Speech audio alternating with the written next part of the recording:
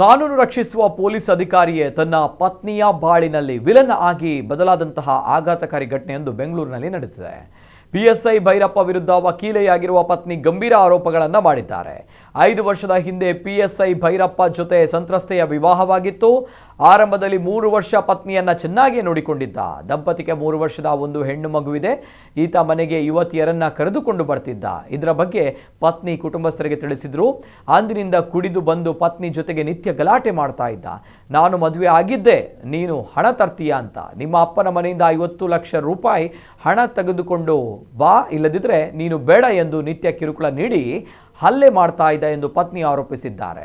ಇನ್ನು ತನ್ನ 3 ವರ್ಷದ ಹೆಣ್ಣು ಮಗು ತನಗೆ ಹುಟ್ಟಿದ್ದೇ ಅಲ್ಲ ಎಂದು ಸುಮ್ಮನೆ ಅನುಮಾನ ಪಟ್ಟು ನಿತ್ಯ ಕಿರುಕುಳ ನೀಡ್ತಾ ಇದ್ದ. ಗಲಾಟೆ ನಡೆದಾಗ ಬುದ್ಧಿ ಹೇಳಲು ಬಂದ ಮಾವನ ಮೇಲೆಯೇ 50 ಲಕ್ಷ ರೂಪಾಯಿ ಹಣಕ್ಕಾಗಿ ಮಚ್ಚು ತೆಗೆದುಕೊಂಡು ಹಲ್ಲೆಗೆ ಮುಂದಾಗಿದ್ದ. ಇನ್ಸ್ಟಾಗ್ರಾಮ್ನಲ್ಲಿ ಪರಿಚಯವಾಗುವ ಯುವತಿಯರಿಗೆ ಲವ್ ಯು, ಮಿಸ್ ಯು ಎಂದು ಮೆಸೇಜ್ ಮಾಡಿ ಮದುವೆ ಆಗುವುದಾಗಿ ನಂಬಿಸಿ ಸುತ್ತಾಡ್ತಾ ಇದ್ದ. ಕೆಲ ಯುವತಿಯರು ಒಪ್ಪದಿದ್ದಾಗ ಅವರಿಗೆ ಕರೆ ಮಾಡಿ ಬೆದರಿಕೆ ಕೂಡ ಹಾಕ್ತಾ ಇದ್ದ.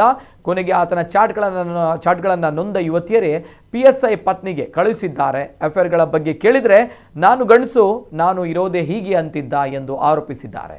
ಇದೀಗ ಸಂತ್ರಸ್ತೆ ನಗರ ಪೊಲೀಸ್ ಆಯುಕ್ತರು ಹಾಗೂ ಡಿಜಿಗೆ ದೂರು ನೀಡಲು ಮುಂದಾಗಿದ್ದಾರೆ.